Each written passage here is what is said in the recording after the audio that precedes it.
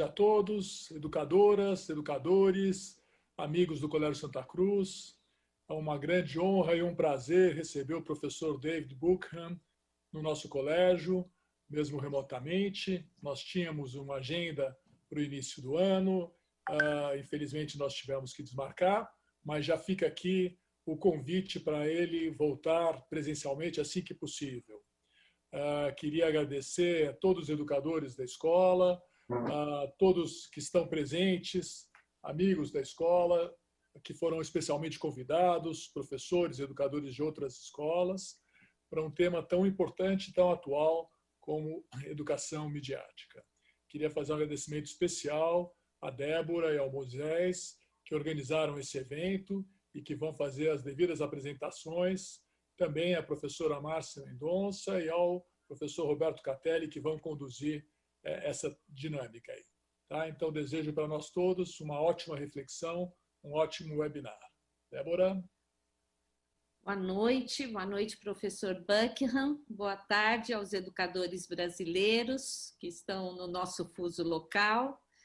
Há alguns anos eu tive o prazer de conhecer parte da sua produção, da sua pesquisa, em um texto que representa, na minha perspectiva pessoal de análise dos efeitos da cultura digital na vida da escola, um marco. A partir daquele momento, eu comecei a me reorganizar em relação às lutas, aos campos de resistência e aonde que nós poderíamos, como escola, criar um foco de trabalho e de estudo.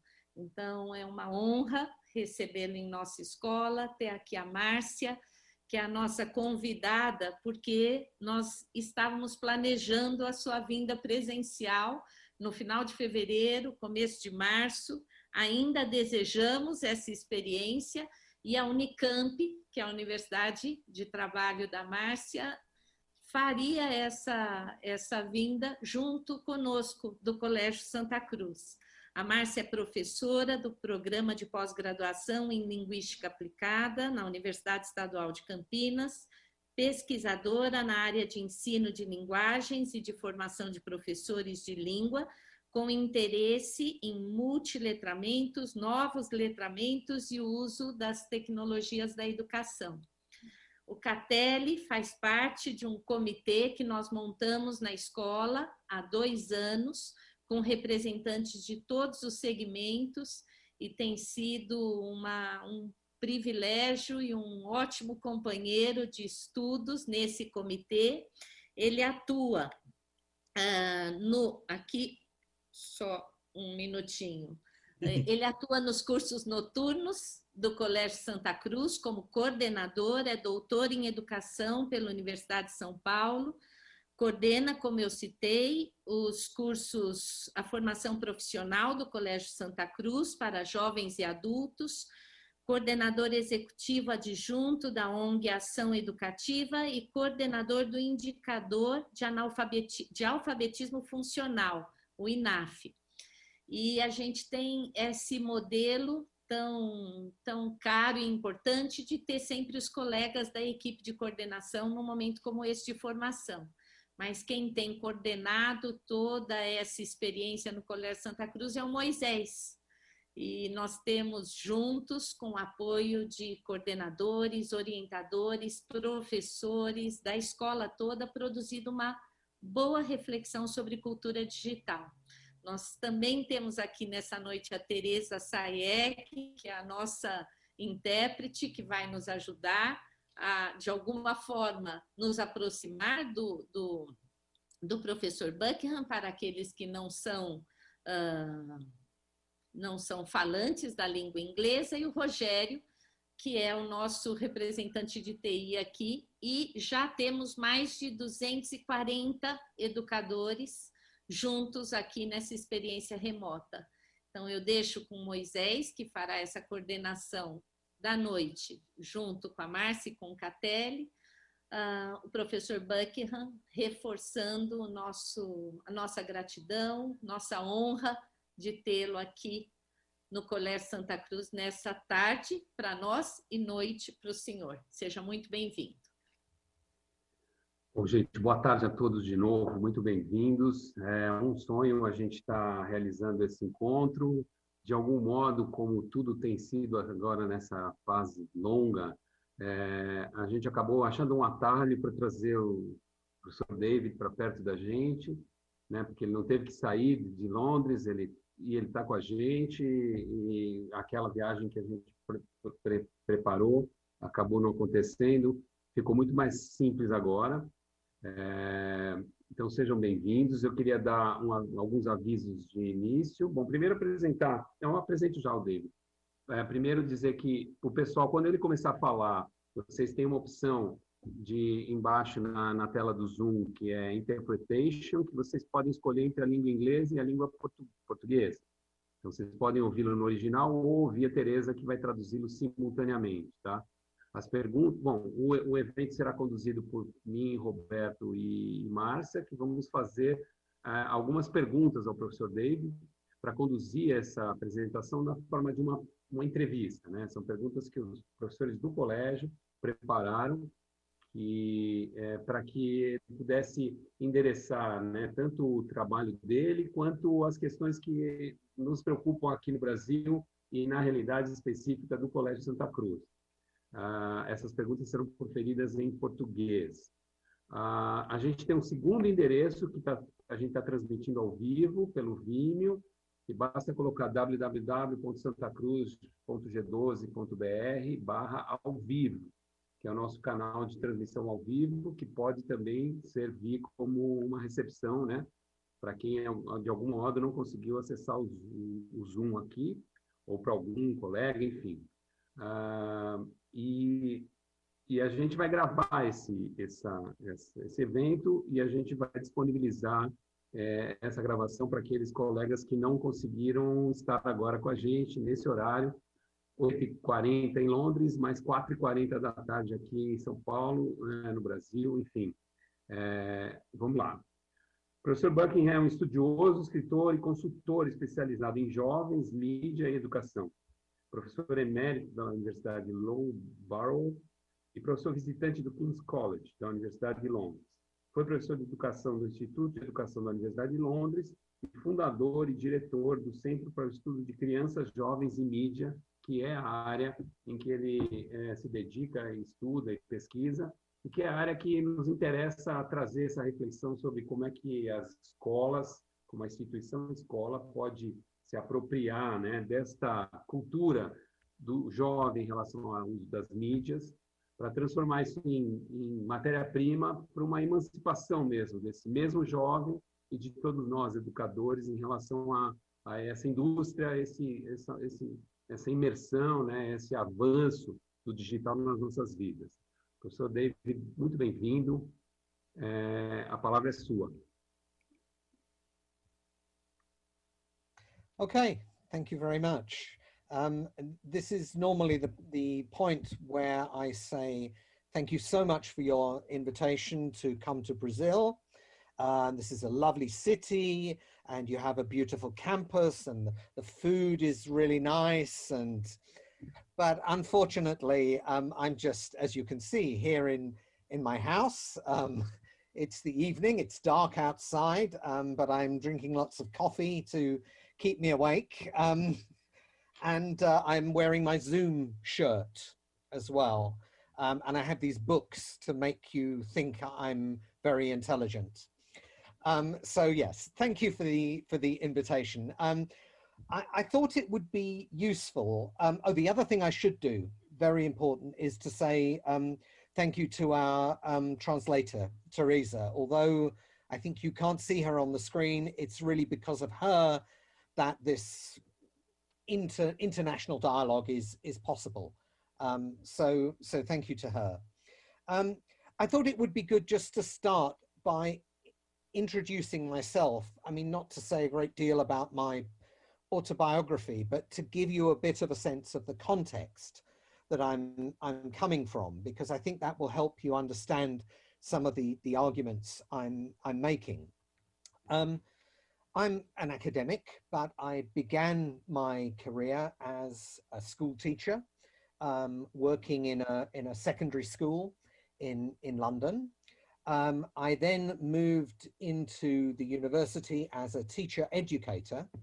So I was training teachers who were going to teach media studies and English in secondary schools in the UK.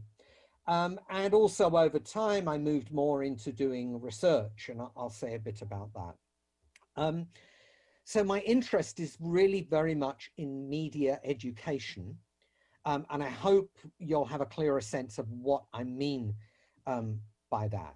The key point to make right at the beginning is to say that media education involves teaching about media. It's important to make a distinction between teaching about media and teaching through media or with media. Media education is not educational technology.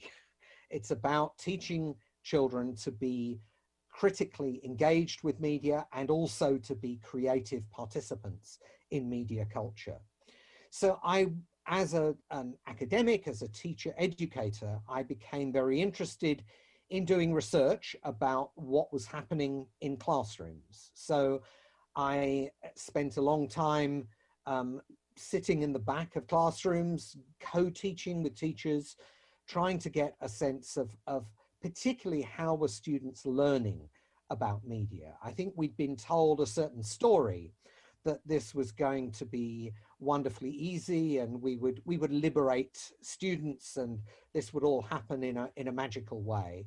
My own experience was, well, it was a little more complicated. And so I wanted to explore some of that through my research. One thing I very quickly discovered was that if you want to look at learning, you also need to look at, well, what do children already know? What do young people already understand about media? How are they using media in their daily lives? So as well as researching what was happening in classrooms, I was also researching what was going on in the home, in the peer group, around the use of media. And as I've gone on, I began with looking at television and film, and obviously more recently, I've done research about digital media of various kinds, computer games, the internet, and social media, and so on. I think a key thing to say is that my interest is in digital media as culture, not as technology. I'm interested in the role these media play in people's everyday lives, in their relationships. I'm not especially interested in devices. You know, I'm not interested in technological equipment particularly, although I think that's important. For me, the issue is how do these technologies, these media play out in culture?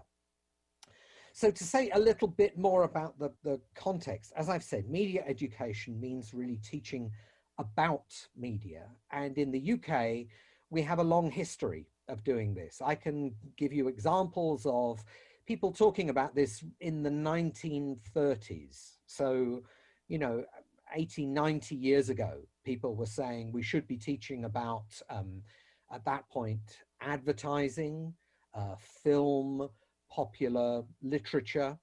And as we go through the history, I guess in about the 1960s, 1970s, we see media studies emerging as a separate subject in schools.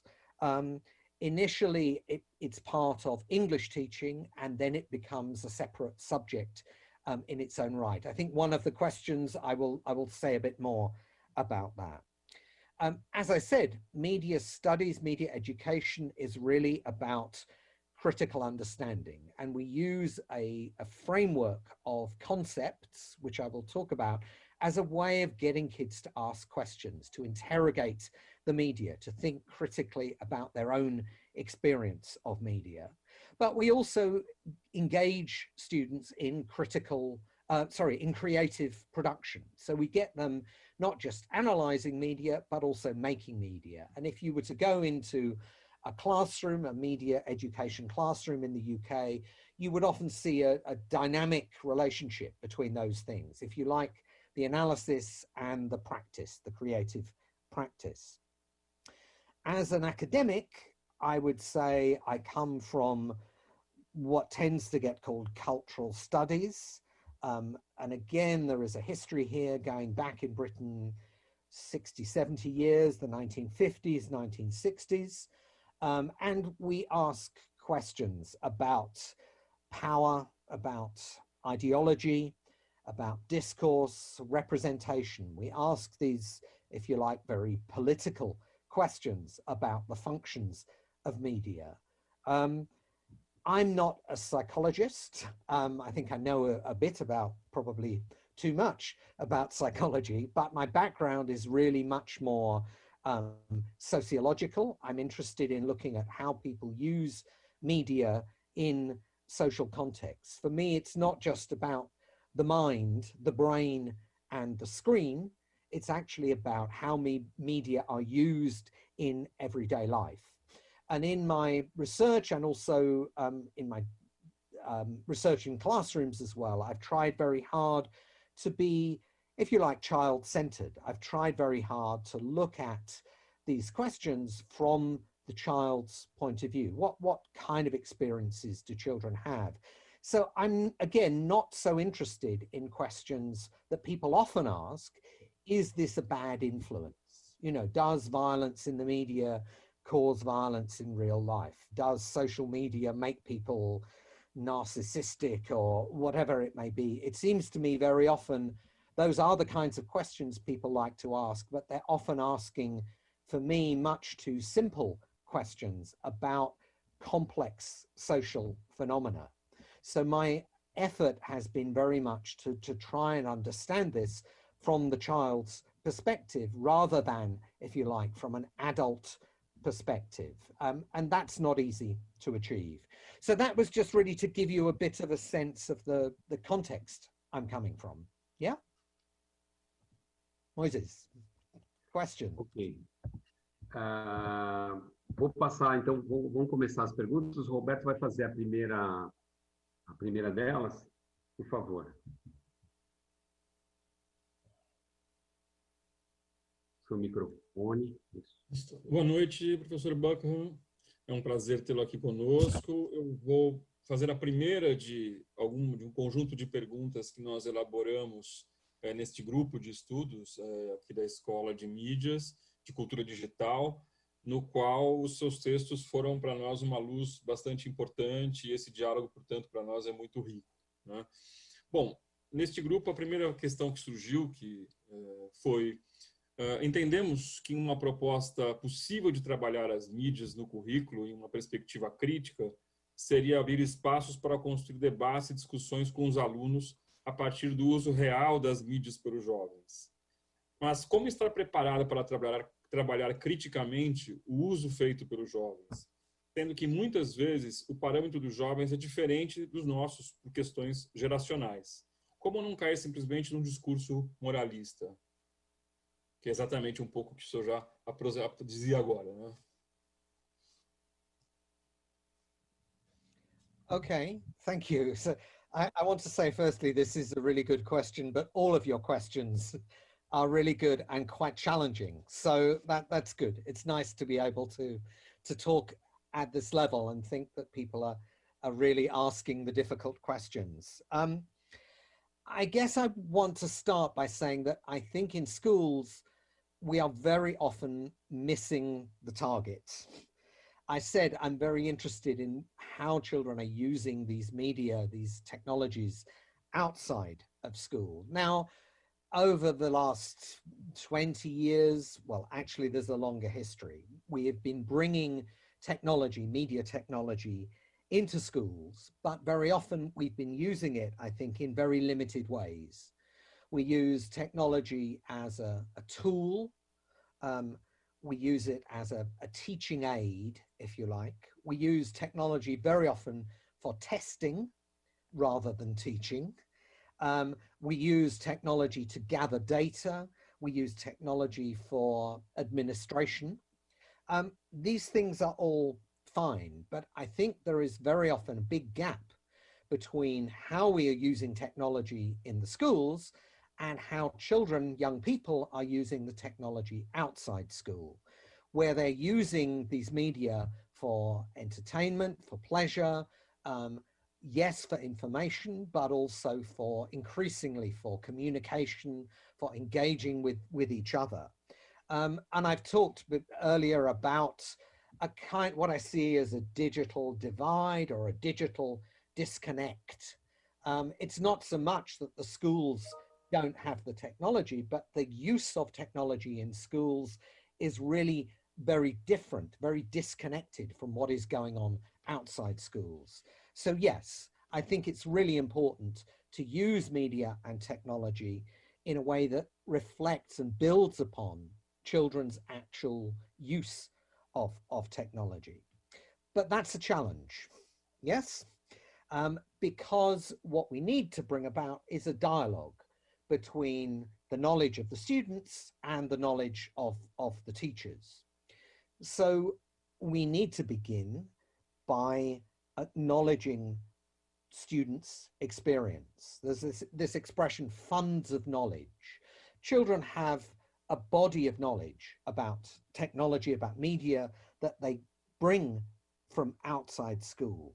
So rather than assuming that they know nothing, or assuming, as some teachers do, that they know things, but what they know is not legitimate, it's not real knowledge, rather than beginning by assuming that they're somehow victims of this evil technology, I think we need to start by respecting what they know and providing them with opportunities to bring that knowledge in to the school, to bring that to the table. And that is then part of the basis for a dialogue to happen. But I think we also need to be clear about what we bring as teachers, because I think there is a real danger here that we say, oh, children know all this, they're using these media all the time, they're on the screen the whole time, they really know everything. They are the experts. You'll be familiar with this expression, digital natives. The story is that, you know, our students are digital natives. They've grown up with this technology. We are the digital immigrants. For us, this technology still remains strange, and we are outsiders in this world. And I want to say, I mean, yes, there are certain experiences they have and that are different. There are generational differences between us. But I think that means we need to be clear about what it is that we want to teach and what difference we want to make. And I think we should be bringing, if you like, an academic perspective. We should be bringing new kinds of knowledge that maybe they won't experience outside the school when they're simply using these media, when they're immersed in this world of media. And I think that perspective has several aspects. I think firstly, there are things that we know, or we should know, that they don't necessarily know. We as teachers should understand how media are produced. We should understand about the economics of the media industries. For example, you know, how do social media companies make money? We should be knowledgeable about the history of media.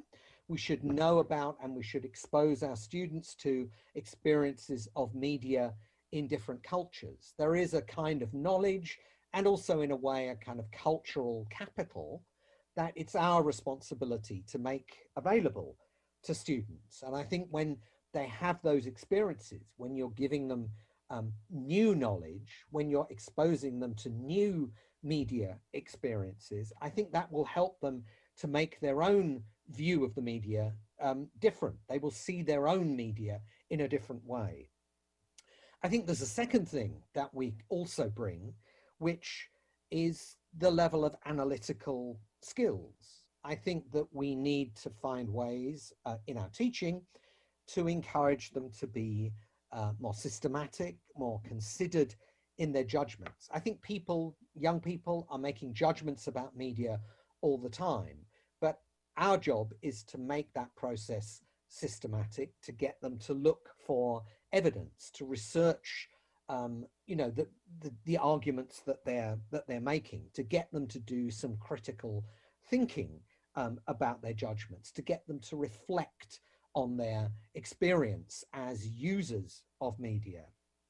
And there's a third dimension here, which I think maybe I don't need to make this point anymore. Back in the day when I started, 300 years ago, I would have said, we need to give them production experience. We need to give them the experience of making media.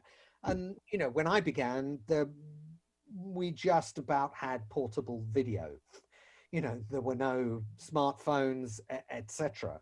And I think in a way now the production aspect of this is much more accessible to students. But I think what's important for us as teachers is to get them to reflect on that.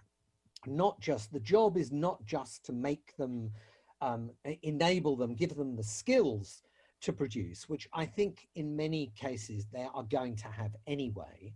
I think what we need to be doing is getting them to reflect on that experience, to think about what they're doing, to think that they're making choices in what they produce, in what they post on social media, and so on. I think I'll say some more about that a bit later. So there needs to be a dialogue then between the knowledge that the students bring and the knowledge that we as teachers bring.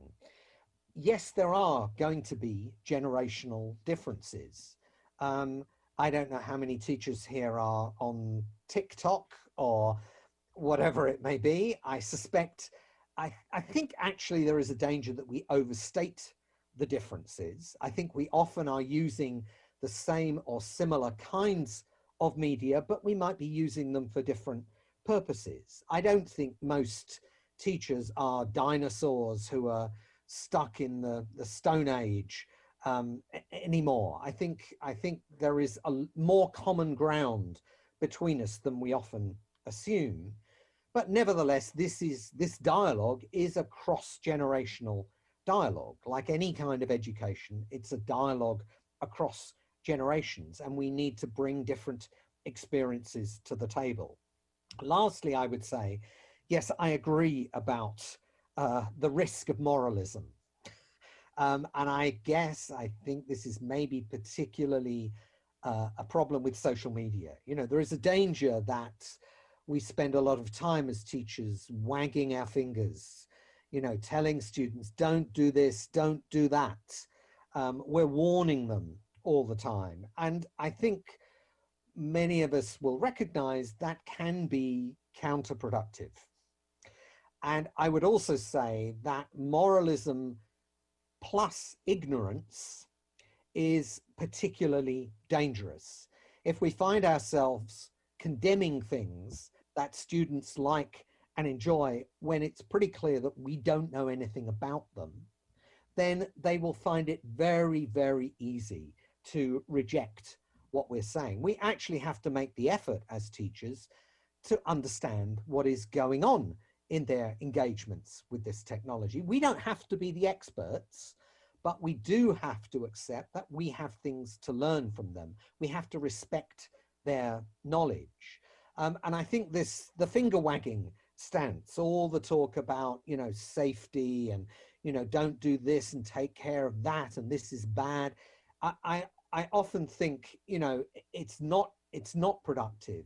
What we need to do much more is develop their critical understanding rather than try to change their behavior. It's about encouraging a more considered, more thoughtful use of media rather than saying, this is good and this is bad. I think we need to give them knowledge and then we step back, because actually we have to respect their ability to make their own choices. So there's more I could say here, but I hope you've got the point. I think the key point is a dialogue across the generations, a dialogue between student knowledge and teacher knowledge, where we're really ready to listen and to understand what they bring, but also we're clear about what it is that we bring and what it is that we want to teach. Okay? Ok. Bom, dando sequência, essa próxima pergunta tem uma importância especial para a gente no colégio, porque há alguns anos atrás a gente deixou de ter uma disciplina efetiva de informática na época, para que ela fosse algo a ser construído em parceria com todos os professores de todas as disciplinas. Havia uma aposta, e ainda existe, né, de que, de fato, é uma responsabilidade coletiva. E ela funciona, isso funciona até um certo ponto, e essa pergunta vem nesse espaço de dúvida, né, e de tensão. A pergunta é, será que é necessária a existência de um professor especialista para a formação em mídias? Ou seria mais interessante que o grupo de professores que trabalha com os alunos pudesse fazê-lo em conjunto, né? Ensinar mídias em conjunto, integrando perspectivas diferentes de cada disciplina numa espécie de módulo de investigação transdisciplinar? Como foi o processo no Reino Unido para trabalhar a disciplina de mídia de modo separado? Como foi o processo dessa escolha e a sua implantação? E como você avalia, né, essa tensão, essa possibilidade? Okay. Okay, thank you. This is another big question, and it's a question I am very often asked. And I think my immediate answer is, well, actually, we need both of those things. So we need the specialist teacher, and we also need a cross-curricular approach. In the UK, we have, as I said, a history of a specialist subject. So we have a specialist subject called media studies. I'll talk about ICT is a different thing for us, but I can talk about media studies to begin. This is a specialist subject. It's something that children only do at the top, really in high school. So in the UK, you have secondary school from year 7 to year 12, and you can study a specialized course in media studies in years 10, 11, no, sorry, up to 13, 10, 11, 12, 13. So you can study this in the top 4 years of secondary school. So this is quite an in-depth course, but it's an optional course. So what happens is at the age of 14 and again at the age of 16, students choose to follow a more and more specialized path. And they will sometimes drop some subjects and select new ones. And certainly when they get to the top of secondary school, year 12 and year 13, generally they're studying 3 or 4 subjects only. So the British system is really quite specialized as compared with some other countries. I think there are advantages and disadvantages here. I mean, the obvious advantage is that you can study something in depth, and it is also, we hope, taught by a specialist teacher who is trained to teach that subject. The disadvantage is that because it's an optional subject, it's only ever going to get small numbers of students. So students might have to choose between media studies and, I don't know, geography or French. And so what you find is that I would say less than 10% of students at that point are choosing media studies. So this is a small subject. It's often vulnerable when there are cuts being made in schools. Sometimes they say, well, you know, this is a bit of a luxury, this subject, let's get rid of it. The other way to go, your second option, is what we would call media education as a cross-curricular theme. And I guess people really have been talking about this again for a long time, since the 1970s. There are schools that have a policy. They will have, like you have, a working group that will develop the policy. And I think there is a very good rationale for this. I mean, the rationale is partly that all teachers use media.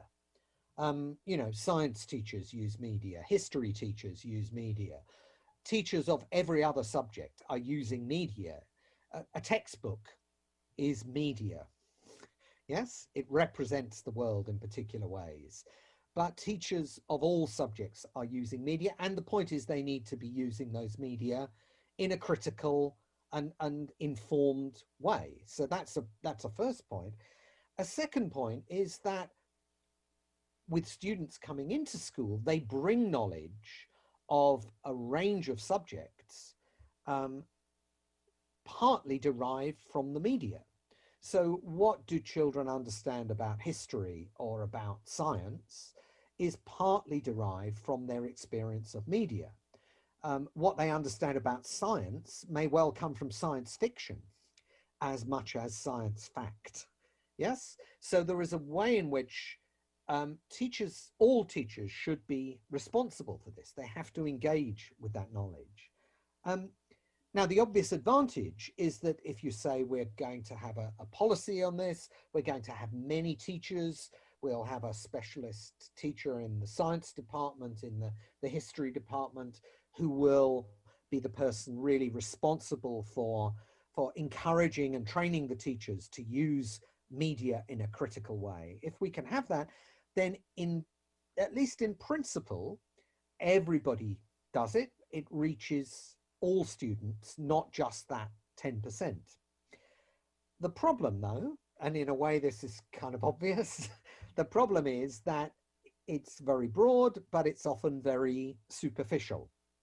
So the trouble is that you will have teachers teaching it who are not particularly trained. And the danger is that something that is everybody's responsibility can quite quickly become nobody's responsibility. Back in the 1970s, we used to talk in the UK about language across the curriculum. Every teacher is a teacher of language. Literacy is a concern for all teachers. And the trouble is that lots of teachers, science teachers, history teachers, maths teachers, were happy to say, yes, we all believe in this, but actually none of them were able to really take it on board and really engage with it. I think that there's a kind of position in the middle here, and the reality in a way is that this is going to happen more in some school subjects than in others. So I think in history teachers are probably asking students to think about, the sources of information. How do we know about the past? We use a range of different sources, but we need to think critically about them. We can't just rely on them as telling us the truth. You will probably have a subject in the UK, we have a subject called citizenship, or you will have a form of social studies, and there you will have the media as a topic. You might well have art teachers or drama teachers who are interested. So there are some subjects where probably you are going to be getting more media education happening. But for me, I have to say that the key subject is what for us is English, or I guess for you it's Portuguese, or maybe it's language arts or literacy. It's a subject where you're teaching about language and literature. And it seems to me, in broad terms, there is no real logic for separating books from other media. Books are media. Yes, books represent the world to us. Books are commercial products that are published.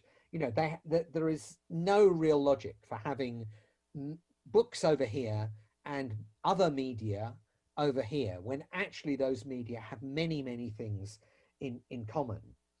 And for us, historically, English teachers have always taught about media. Most teachers who are specialist media studies teachers are English teachers. They're trained as English teachers, and then they discover media studies very often. And the other important thing to say is that English or language arts is a core subject. It's a vital subject that every student will study at the center of the curriculum. I mean, for me, I would rather it wasn't called English I would rather it was called something like culture and communication, because I think we need to have a place in our curriculum where we talk about and we teach about all forms of culture and communication. So we don't actually have a separate subject called media studies. It's considered along with other forms of communication. Now, what we have is a situation where English teachers can use methods they have developed to study and to teach about language and literature. And they're comfortable with certain kind of ways of thinking. They're very comfortable in dealing with texts. Most English teachers or language arts teachers will be very comfortable with analyzing, let's say, advertising, let's say newspapers. They'll be happy with analyzing the film version of the book. But there are many other aspects of teaching media that they are less comfortable with. The more sociological, the more economic, the more political aspects of media studies are going to be more difficult for them. I think that's kind of strange, really. I mean, English teachers will look at literature, but do they ever look, for example, at the publishing industry? In media studies, we look at television, for example, we look at the internet, we look at not just the objects themselves, but we look at the industries that produce them. We look at how audiences interpret them. Strangely, English teachers tend not, or language arts teachers tend to just stay with the text. So I think there is a way in which thinking about media should encourage those language arts teachers to expand what they're doing. But the argument really is for having a more inclusive, bigger subject that particularly addresses this area. Now, having said all of that, you know, in a way, this isn't just a philosophical discussion. It's also a pragmatic issue. You know, you will have debates within your school, but you also have government policy to contend with. You know, in the UK, we have a national curriculum. We have a government that wants to change the education system every 3 years or so. Currently, we are going backwards in time. I think we're probably now in about the late 19th century in terms of how the government thinks about education. I'm not exaggerating. So there's a way in which, you know, we can have this discussion about what we want, but we also have to be pragmatic, and we have to be quite political and careful about how we make the argument for this, to some extent within a school, but also on a broader level, in how we justify what we want to do to wider authorities and also actually to parents as well. Okay, I'm stopping there. Vou pedir para a Márcia agora fazer a próxima pergunta, avisando o pessoal que a gente tem essas opções de línguas aí embaixo, nos menus, e a outra transmissão ao vivo também pode ser útil para quem ainda precisar. Por favor, Márcia.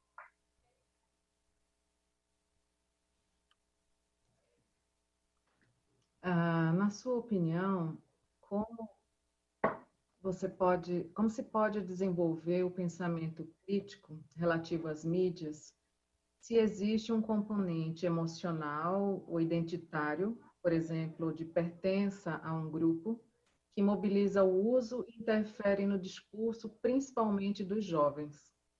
Como incluir esse componente emocional e identitário no tratamento dessa questão?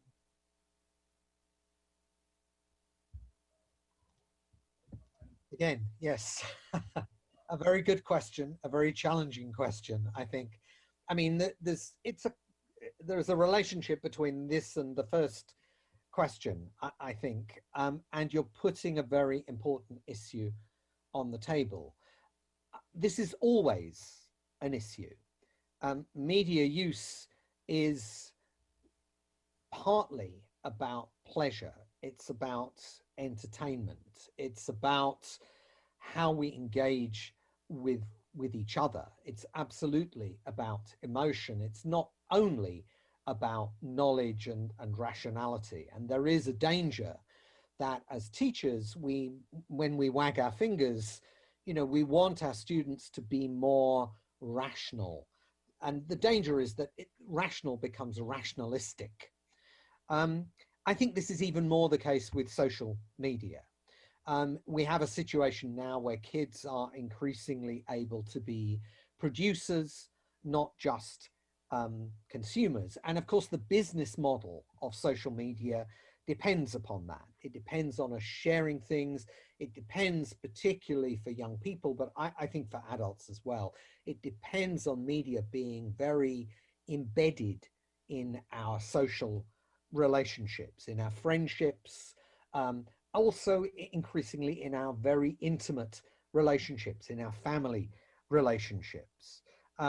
So our whole sense of self, you use the word identity, our sense of who we are, of how we want others to see us, how we look physically, these are all absolutely tied up with our use of media, and perhaps particularly social media. And there is a real risk of this kind of moralistic discourse that students will think we just want to interfere. You know, we want to stop them doing these bad things. And the danger is that if we take this position, they will just reject what we have to say. I said already, I think this is actually an issue for all of us. It's an issue for adults as well, although it's something that's perhaps quite hard for adults to be honest about. But, you know, what we like, what we dislike, how we present ourselves, it's all tied up for us as well with how we use media. It's very hard to distance ourselves. And I think it would be wrong to assume that we will ever be completely rational in our use of these media. There is always going to be an emotional dimension, a dimension of pleasure in that. I think actually this is fine. And as teachers, we have a responsibility for the whole person. You know, we are not just addressing kids at an intellectual, rational level. I think we need to be careful about how we engage with the whole person, but we have a responsibility for kids as people and kids' lives much more broadly outside the school. I trained as an English teacher, a literature teacher, and, you know, as an English teacher, we have always used books as a means of engaging with what are often very strong emotions.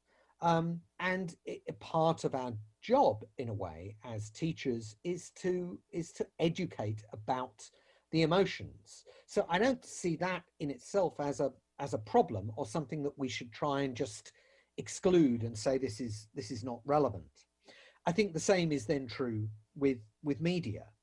And part of what we need to do is just acknowledge that this is what is going on, and we need to talk about it, and we need to reflect upon it. And I think this is very difficult in a context where a lot of the public discourse, particularly about social media, is all about bad emotions.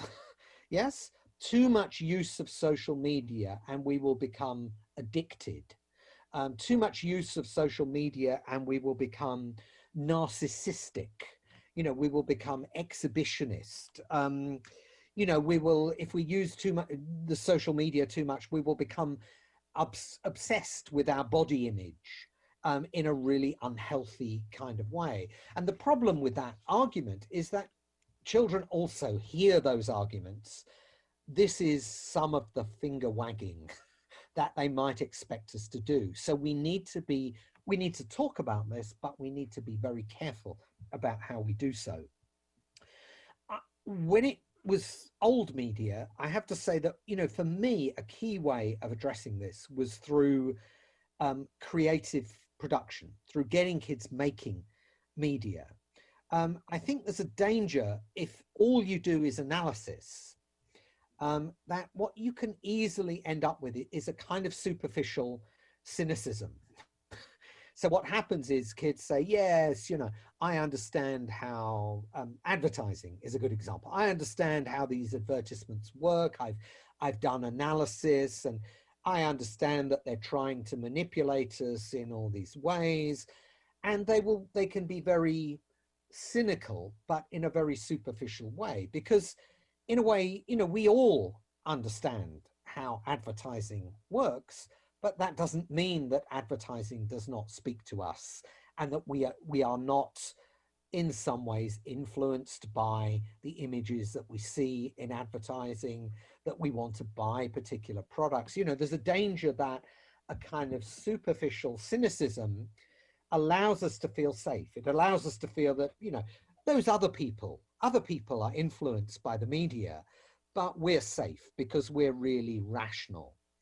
And what I experienced was, yes, you could do that in the classroom. You can do that with kids, and they will tell you things like, oh yes, you know, I will never look at an advertisement in the same way ever again, now that you've shown us how it works. Yes.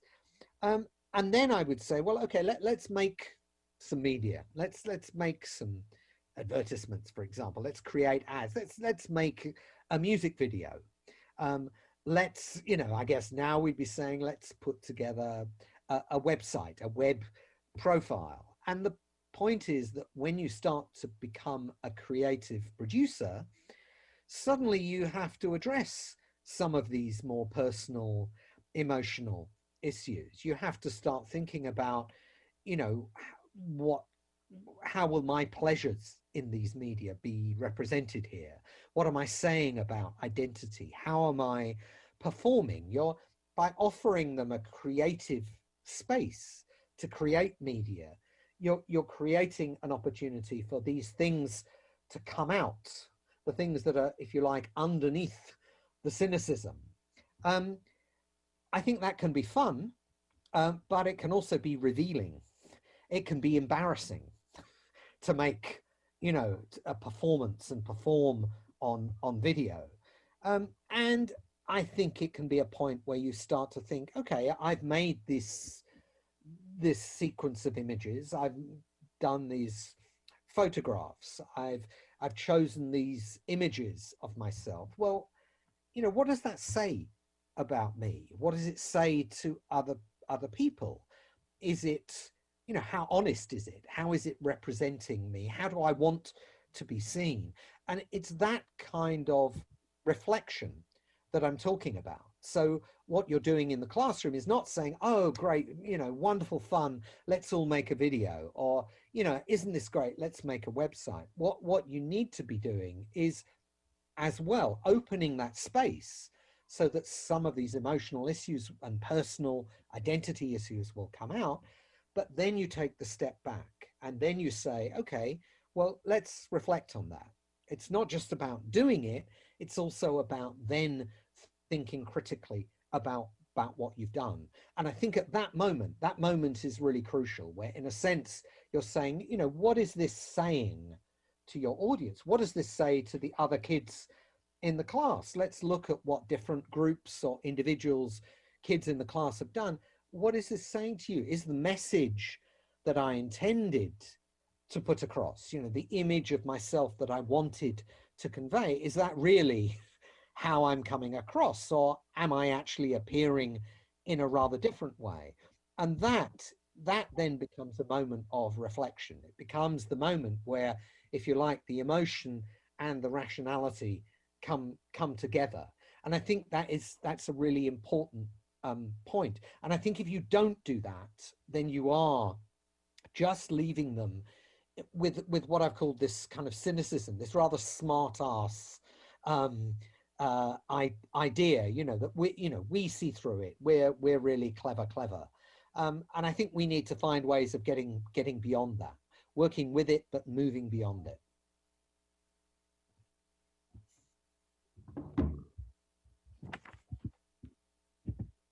Question 4. Roberto, por favor. Bom, uma próxima pergunta.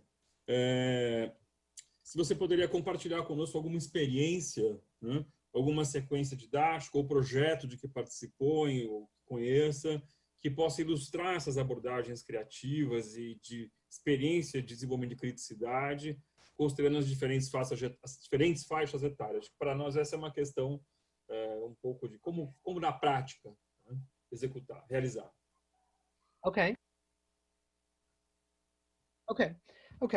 Well, I had a good think about this one, and I thought I would talk to you about this, except anyway, you can't necessarily read what it says, but these are some teaching materials that I produced maybe I think 8 years ago. This was produced, and we a group of colleagues and also teachers. We work with teachers in I think it was 8 schools altogether, or maybe 6 schools, with children right across the age range. So we were starting with year 3. So these are 8, 9-year-olds and going right up to year 11. So these are 15-year-olds. And what we were trying to do was to develop some materials. This is really not state of the art. You know, this is not, and we did this deliberately. You know, it would be very easy. I worked on a project some years ago where we got children, we developed a piece of software for children to make their own computer games, right? Which is pretty difficult to do. We had to work with software developers. It was very fancy stuff. And we thought, no, actually for this project, we want to do things that pretty much any teacher can use and feel comfortable with. And what we also wanted to do was to find some ways of teachers doing similar kinds of things right through the age range. And for us, the really challenging bit was actually the younger children. In a sense, we were pretty comfortable with what 14, 15-year-olds should be doing. It was much harder to think, well, what would 8-year-olds do? And what was informing us was this idea you might be familiar with. Jerome Bruner talks about the spiral curriculum. And he says it should be possible to teach a concept in an intellectually honest and useful way to children at any age. You would teach it obviously more simply to younger children, and then you would return to it and develop it like in a spiral as you go through. So what we did in this, and this teaching pack is really for the younger children. So it's really for, I would say, 8, 9 through to maybe 11, 12. And I'll just give you some very quick examples of kind of things that we did. We did one of the first activities was to do with a time capsule. So you know this, you'll be familiar with this idea, is you put some artifacts from a particular period in time from your present, and you put this in a capsule and you bury it so that in 50 years time people will find it, or you send it to outer space so that the Martians will discover it. And what we thought was, the basic scenario was, here the teacher has discovered a time capsule from the 1950s. And we had some media from the 1950s. So we had a collection of advertisements, clips from TV programs. I think we had a newspaper. We had a record, pop music of the time. And the idea was the teacher would bring this imaginary time capsule in and look at the things that were in the time capsule and ask students, well, you know, what is this? What do you think this is? How can you, how do you know what this is? And they would say, well, this looks like a comic. Yes, but it's very different from the kind of comics that we're used to. And they would think about the differences between their media and media from 60, 70 years ago. And in the process, they were really thinking about, what is media? what do we mean by media? And also thinking, okay, of the range of different types of media and how have media changed over time. What would these media tell you about life in the 1950s, life in a past time? And then we got them to create their own time capsule. So we said, you have to make a time capsule, you have a box, and we want you to select an advertisement, a little bit of TV, a bit of a computer game, a bit of online, a website or, a Facebook page, whatever. And we want you to put these things in the time capsule and think about how are these things saying things about you and about your life and about how the world of, the 21st century is. What would you want to say to people in 50 years' time, or to the Martians in space? And so what they're doing in a very practical way, they're addressing some basic questions about media, about different kinds of media, about how do we interpret media. I think a really crucial question is, well, yeah, that's an advertisement. Okay, well, how do you know that's an advertisement? Or, this is a children's television program. How do you know? So you're getting them to look very closely at things. And at the beginning, they're looking very closely at things that look really strange to them. A children's television program from 1960 looks very different from a children's program from 2020. Yes? So you're getting them to begin to analyze media. You're also getting them to think about pleasure. So that question that we were talking about, the emotional dimension, you're getting them to think about, okay, what do I want to go in? How, I'm in a group here. The group has to negotiate what is going in their time capsule. How am I going to do that? How will we think about what girls like and what boys like and so on? Yes. So what you're doing it's a combination of an activity that's quite analytical to begin with, and then it's practical. It's very low tech. It doesn't require you to do anything digital or to have 300 computers in your classroom. It's very simple, but it's raising some big questions about audiences, how different audiences engage with media. It's raising questions about representation. How do we want to represent life in 2020 for people in 50 years' time? So what we're doing in a very practical kind of way is to raise some of these bigger conceptual questions. I'm aware of the time, so I will give you one other example from this. This is actually very, very strangely relevant to the present, because one of the things we did, and this was in, I don't know, I think like I said, it was 8 years ago. We got them to analyze and then create a health education campaign. So we got them to look at health advertising from different cultures and from different historical moments. And we then did a kind of simulation. And practical, the creative element in media education is often in the form of a simulation. It's not an open invitation to go and express yourself. It's a problem that they have to solve.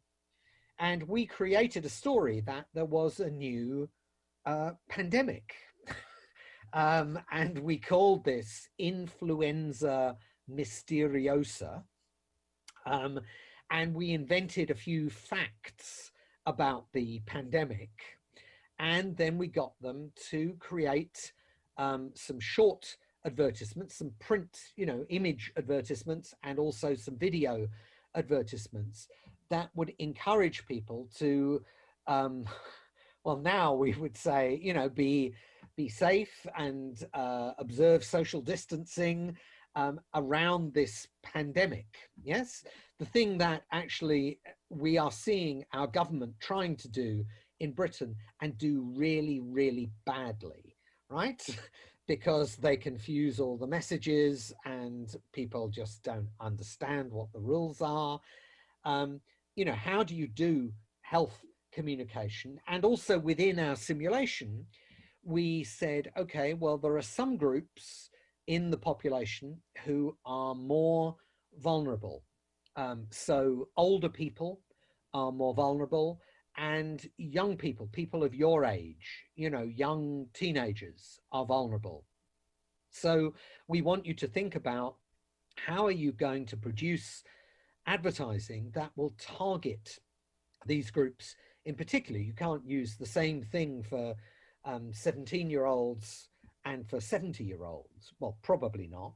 But we got them to then think not just about how they could use media to persuade people. So what images would they use? What slogans would they use? What kinds of language?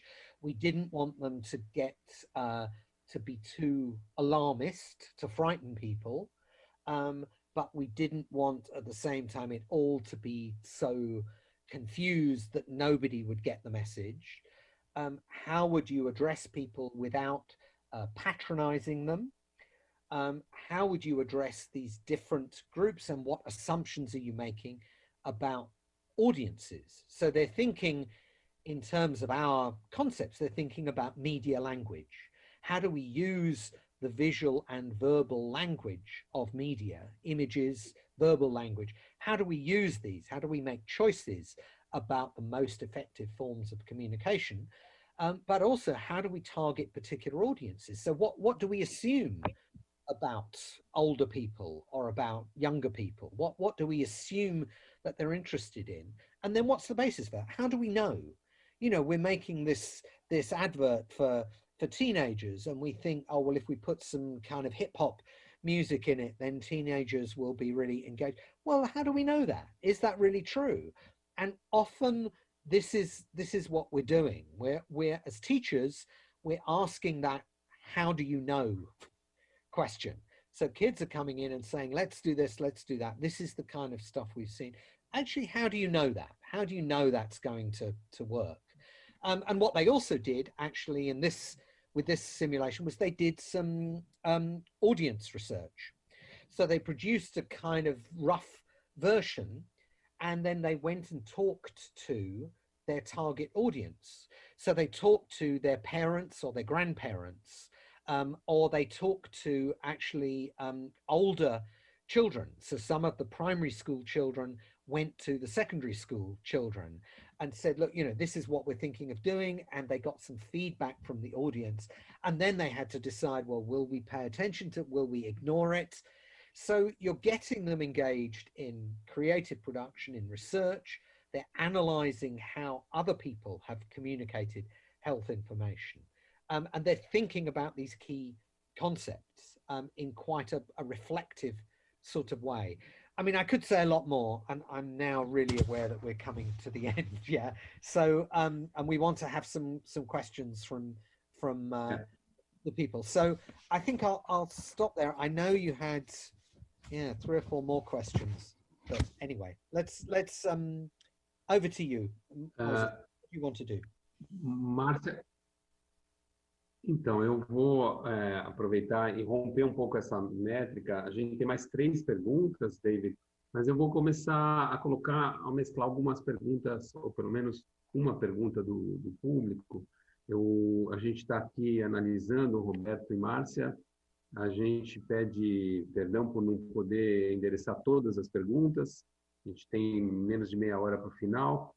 Mas uma pergunta aqui do Antônio Tonico, professor de Geografia aqui do colégio, que diz assim, se possível, eu gostaria de fazer a seguinte pergunta. A fala do professor Buckingham e o texto que lemos no grupo de estudos, que fizemos no início do ano, aborda a relação entre cidadania e o uso consciente das mídias. Porém, além da questão envolvendo cidadania e o uso consciente dessas ferramentas, há um discurso muito presente hoje em dia na educação, em que o uso da tecnologia vai invariavelmente levar os alunos a aprenderem mais os conteúdos das disciplinas, numa lógica mais determinista. Isso tem levado muitas escolas do país a trabalhar cada vez mais com videoaulas ou atividades que muitas vezes diminuem ou acabam com as interações entre os alunos, algo que eu considero fundamental no processo de ensino e aprendizagem. Eu gostaria de saber como o professor Buckingham avalia esse discurso e como ele enxerga a importância e os limites do uso de tecnologia para o processo de ensino e aprendizagem de um modo geral. Por favor.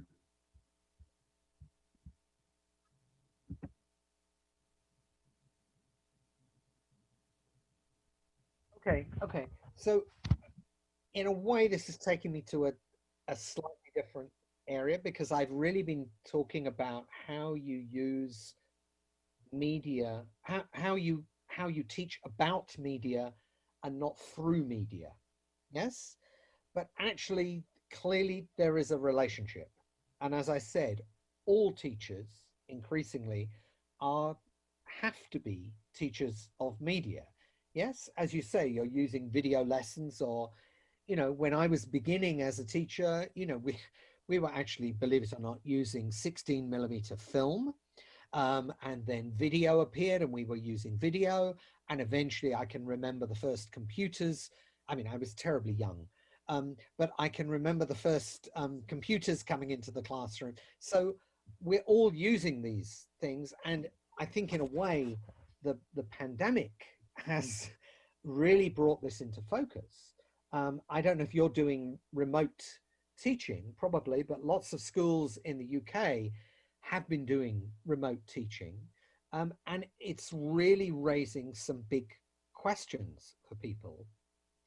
Partly just how do we grapple with this technology, but what can this technology do and what can it not do? Why do we need to be together in a physical space with bodies together with each other? And what are the problems with teaching over a screen? I mean, my feeling is, if all teachers are teachers of media, then all teachers need to be using media in a critical kind of way.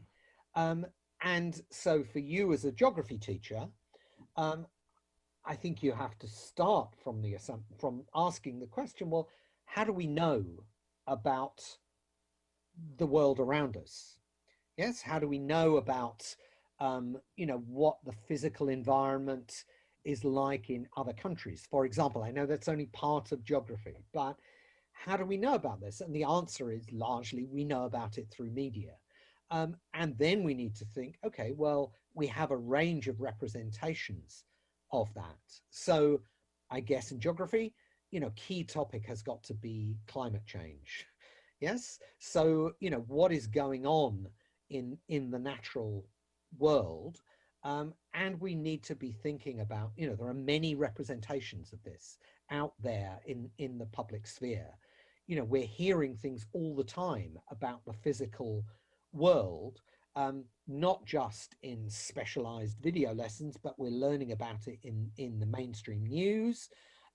We're learning about it in documentaries on TV. And some of those are very popular things. They're not just the things that teachers will watch. Kids will watch them too. But the point is, how do we ask some critical questions about this? How do we ask those questions about representation? How is the world being represented here? What choices have been made? How has this story about the physical environment been constructed and selected and put together? So to use media, those media in a critical kind of way, we need to be asking some of those questions about representation, about who's producing this stuff. I think one of the big questions here is precisely about that. In fact, I think the one of the questions I was going to come on and answer was about the increasing role of media companies in schools. So I guess my question would be, who's providing those video lessons? One thing that I think we're seeing very clearly is that actually the big media companies, as I would call them, you might call them data companies. I think they're media companies.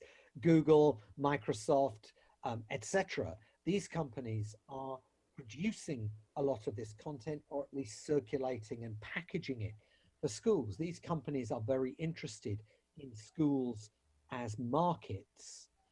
And I think as teachers, we need to be very, very careful about that too. We need to think, you know, who is creating this media? What sorts of interests do they have? And increasingly, those companies are using video instruction, using their work in education as a method of data gathering. That's the business model. That's how these companies are generating income. So I think we need to be careful, not just to be critical of those media themselves, but we also need to think very hard as teachers, how far do we want commercial companies involved in the business of public education? And there's a long history of that, but I think, again, the pandemic has been a real opportunity for these companies to get their tentacles more clearly into the education system and to be using media and technology as a means of gathering data, both about teachers and about students. And I think as teachers, we have to be very, very careful about that relationship. You know, is that relationship, these companies may be providing stuff for us, what's the deal here? You know, what are we getting from this? How much control do we have as educators of the use of all of this in schools? So I think there are some really big critical questions that I would have to ask as a media educator about what we're getting there.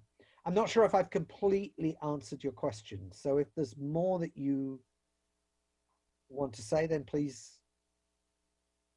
Have I covered that, or is there more to say?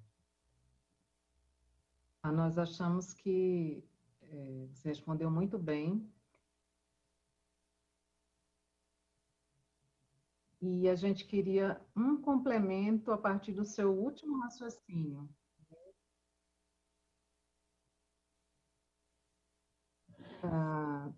A partir dessa questão da relação das empresas com a produção de material tecnológico, como a gente poderia pensar a corresponsabilização escola, família, empresa, na oferta e na mediação de conteúdos midiáticos para as crianças, levando em conta especialmente o papel que as famílias das crianças menores têm assumido no ensino e na interação remotos atual.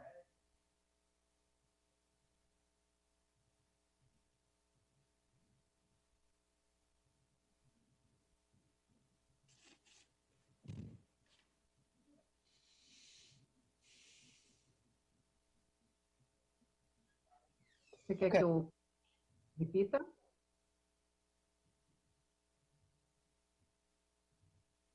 David, essa era a pergunta. Como pensar a corresponsabilização da escola, família e empresas na oferta e na mediação de conteúdos midiáticos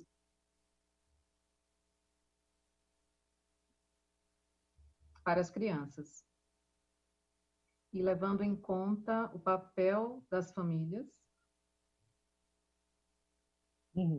das crianças menores assumido no ensino. David, essa era a questão número 7 daquela lista que a gente tinha conversado. Okay, that's fine. I mean, I think when it comes to companies, there are many people who would take a very what I would call in a way a purist position here. You know, that the school is a public institution. It should not be a space where private commercial interests enter. And there has been a history both of companies trying to use schools as venues for marketing, and also companies getting very involved in the management of schools. And this is something I don't know in Brazil, but certainly in the UK, this has been, this is a growing issue. I think probably, as in everything else, in the US, they were ahead of us, if we're talking in that way. So, you know, you have a long history of companies trying to use education as a kind of marketplace. Now, some people will say, you know, we just don't want that at all. For me, I'm inclined to be a bit more pragmatic in that I think, you know, we may have to deal with the reality, but we need to think about the nature of the bargain that we are offering to companies. So when companies are wanting to come in to use schools in this way, I think we need to find ways of, for example, you know, taking the technology, taking the things that they are offering, but at the same time, having a much more important role in actually determining the form of the content, determining what the technology is being used for. There's a danger that teachers think, oh, wonderful, you know, here comes Microsoft and they're giving us all these computers. Here comes Apple with one laptop per child. Oh, they're so generous. They're such warm-hearted people. I think you probably get the sense that I don't think they're doing it out of generosity. Yes, they're doing it because schools are a very valuable means, not just of as markets in themselves, but also particularly of reaching parents and children in the home. Schools are in a way a springboard, a way to reach into the home market. So I think we need to be very careful about how that happens. I think when we're talking about parents and the home, I think there is an absolutely perfect logic for saying that education about media needs to be a partnership between schools and parents, particularly when it comes to younger children. You know, most of their media use is taking place at home. It's not taking place at school. And parents, we know, should have a role in monitoring, in mediating that, in helping children to make wise choices, but also to widen their experience of media, to use media in informed ways. I think the problem for parents is that very often this whole issue is so over-invested with guilt and anxiety, like so many aspects of parenting. This is an area where parents are increasingly being bombarded with advice. I'm actually now a grandparent. My grandchild was born a little less than a year ago, and I see my son and his partner, and they are constantly bombarded with advice about what they should do and what they shouldn't do, about what is good parenting and what is bad parenting. And, you know, that's about how you should feed your child and how you should talk to your child and so on. But it's also about media. And there is a lot of advice, a lot of people purporting, who claim to be specialists, particularly psychologists, who will say, you will damage your child if you let them look at a screen, or you must limit screen time to, you know, 1 hour a day for very young children. And my feeling is that, you know, this is often not really very constructive, partly because it turns media use into a kind of battleground. So what you have is parents and children involved in a kind of guerrilla war over the use of media. You have all this bargaining that people who are parents will immediately understand what I mean. You know, you can play computer games for half an hour if you do this, or you can watch TV if you do your chores in the house, or if you do your homework. And what happens is media use gets brought into a kind of struggle for power within the family. And I think what often that means is that it's then very difficult to make media use a constructive phenomenon, to create a proper dialogue between parents and children around their use of the media. I think one of the key things as a parent is that, just as with using books with your children, I think the same is true with using the internet or with using TV, that what you need to be doing is, you know, not interfering, not controlling, but actually having a dialogue with your kids to help your kids know what is available, to make them aware of what is going on, to make them informed users of media. And the problem is that if you constantly see your role, if you think, oh, well, a good parent will do this, a good parent will exercise total control and discipline over their children, what you do is you destroy the possibility of having this more constructive dialogue. So I think it's difficult. And it is often not really done very well. I don't think we do this in the UK very well. Our discussion that's aimed at parents is often the same kind of moralistic discussion. And it's very, very hard to think of good examples. Actually, I think some of the best examples that I've seen internationally are in Argentina.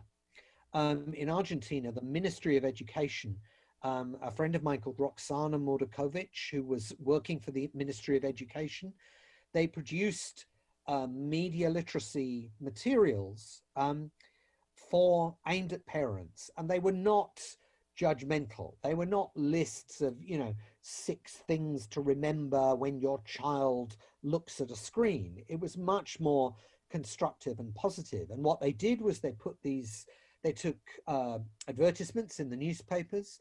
They had advertisements on mainstream TV in the evening. It was really a kind of popular education campaign. And importantly, it was aimed at all parents. I think there is a real danger when we talk about involving parents that we're only talking to middle-class parents, that we're only talking to, you know, parents who like to be concerned and see themselves as good parents. I think if you want to talk to parents in general, then actually you need to have this kind of broader campaign. So I think there is a space for a dialogue with companies, but we need to be very careful about the balance of power. And we need to be careful that we as teachers, as educators, are really in charge of what is going on here, because we're doing a bargain. We're giving them something. And so we need to be, I think, getting more back, rather not just bits of equipment, but we actually need to be getting more back and more control back. And equally, I think there's a room for a dialogue with parents, but we need to be very careful about how we have that dialogue. Some of the dangers I've talked about with children, about being too moralistic, equally apply to how, as teachers, we engage with parents. So that was quite... Tereza, nós vamos fazer uma pergunta, a última pergunta agora, que também é do público, mas essa pergunta será feita pelo Roberto em inglês, porque ela veio em inglês da audiência, tá bom? Então, você faz uma tradução invertida aí para o público em geral, tá bom? Roberto, por favor. Sure, yeah. Okay, Mr. Buckingham, I will now ask the last question directly in English, which was asked by one of the participants. I hope you understand me. Mr. Buckingham, in Brazil, you are in a critical need of modernizing the curriculum for teachers in training. It seems students, teachers of all subject areas should have many opportunities to explore authentic media texts, engage in messy, hands-on creativity, and in general explore skills that come from the fields of design and journalism. Can you comment on how student teachers and being taught to analyze the creative media in the United Kingdom? Okay, I think I understood your question.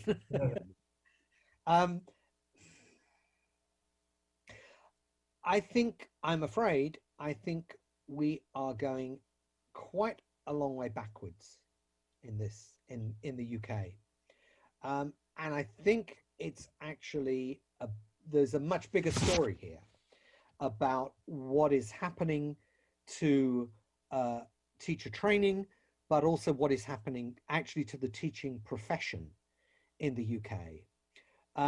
I think in very broad terms, I would say we've moved towards a much more neoliberal education system, which is much more marketized.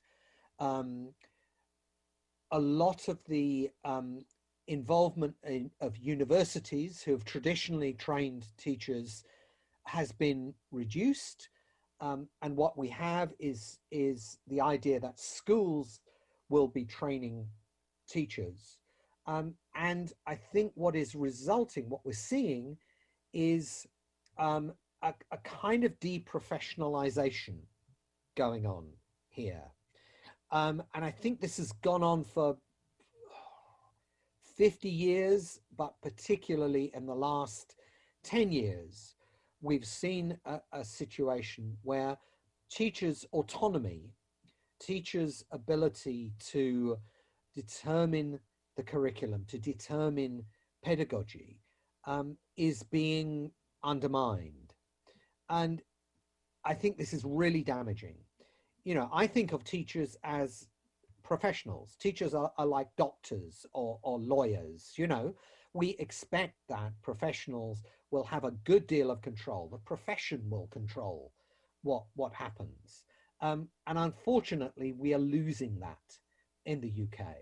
So teachers who are in teacher education, when I started as a teacher educator, so this is back in ancient history, we had quite a lot of time in the university. I mean, you know, we had a lot of time to engage, to provide content for the teachers.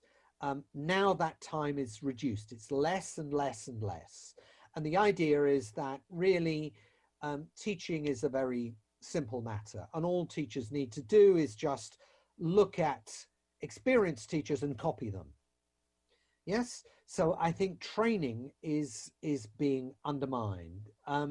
I think the idea of teachers having using theory to reflect on what they're doing, I think that is being undermined. And so what we have is some very simplistic arguments in education that are being sold to teachers, and increasingly this is private consultants, private companies selling, you know, wonderful new methods of teaching, selling them to teachers, and teachers really are losing the critical ability to engage with all of this and to see through it. And I think teaching is suffering. Teaching is being deprofessionalized. And one symptom of that is that, and this is a shocking statistic, I think, of teachers who are trained after 3 years, almost half of them have left the teaching profession, right? So teachers come in with great optimism and idealism, and very quickly they are disillusioned. And I think this is not because they aren't paid enough. I mean, they aren't paid enough, but I don't think it's really about that. I think it's about the fact that they are not regarded as professionals, and they don't have the job satisfaction of having control over what you do. They have inspectors, they have senior managers in the schools constantly kind of trying to control, trying to micromanage what they're doing. So I think we are actually in a very difficult situation with regards to training generally. And so in that picture, then what are we teaching students, student teachers about technology? What are we teaching them about media? There is very, very little space for that, unfortunately. What we're teaching them is very, very limited, and I think very reductive. So when it comes to technology, what are they learning? They're learning, you know, how to do PowerPoint. They're learning how to use a whiteboard in the classroom. They're solely learning the technological dimensions of this. They're learning about bits of software and hardware, but then all of the stuff I've been talking about, asking those critical questions about technology, that is happening less and less. And it's happening less because, crudely, I think the government is not very interested in having teachers ask those kinds of questions. So I'm sad, I'm sorry to end with a rather pessimistic note, but I think there is a bigger struggle that needs to happen, which is to pull back, for teachers to pull back some of that autonomy and control and professionalism. Because I think if we don't do that, then actually schools and the teaching profession is really in trouble. Now, I don't know if that has a relationship to your own experience, but it's something that I see happening in many other countries around the world.